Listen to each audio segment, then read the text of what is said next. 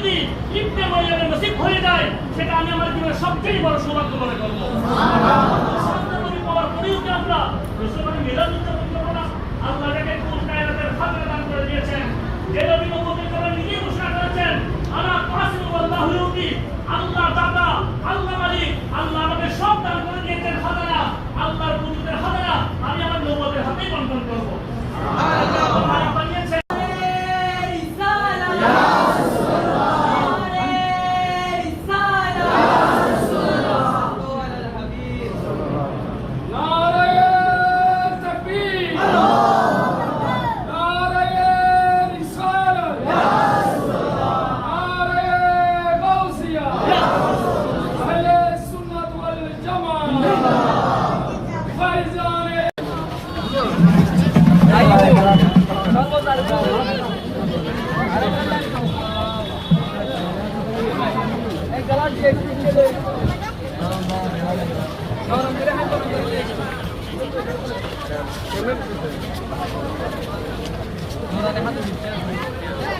Ayo,